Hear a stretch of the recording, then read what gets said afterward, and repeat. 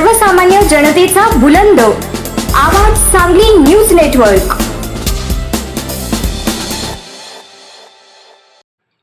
मराठा सेवा संघ महाअधिवेशनासाठी सांगलीतून शेकडो बांधव जाणार। संभाजी ब्रिगेड जिल्हाध्यक्ष युवराज शिंदे यांची माहिती।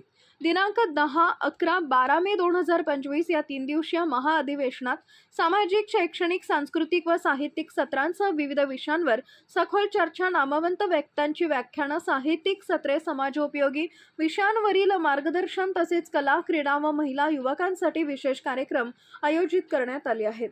आदरणीय पुरुषोत्तम खेडेकर साहेब यांनी गेली 35 वर्ष देशभर समाज परिवर्तनाचे व वंचित घटकांना न्याय मिळवून देण्यासाठी काम केलंय।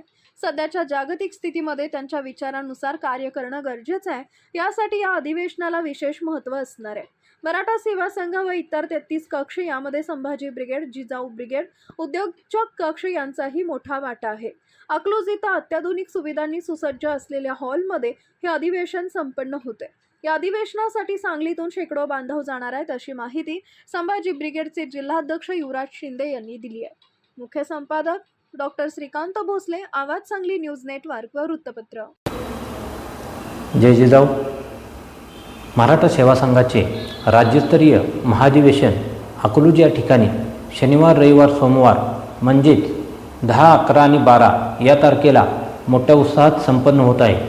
अकलूज या ठिकाणी मोठी तयारी या कार्यक्रमाची झाली आहे। या 3 दिवसामध्ये आदरणीय पुरुषोत्तम खेडेकर साहेब यांचे विचार व अनेक मान्यवरांची व्याख्याने, सांस्कृतिक, साहित्यिक कार्यक्रम, अनेक अंकाचे प्रकाशन, त्याचबरोबर अनेक स्टॉलवरती बुक विक्री, परिवर्तनवादी चळवळीतील सर्व लोकांनी या कार्यक्रमाला उपस्थित राहून या कार्यक्रमाचा लाभ घ्यायचा आहे। गेल्या 35 वर्षात मराठा सेवा संघ व इतर 33 कक्षांनी जे काम केलं आहे त्याची समाजाला गरज आहे।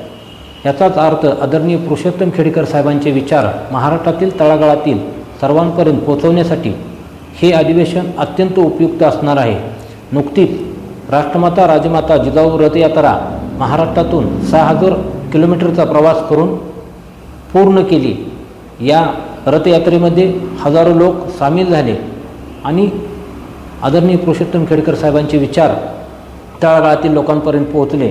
त्यामुळे सर्वांनी या कार्यक्रमाचा लाभ घ्यावा हीच विनंती। जय जिजाऊ।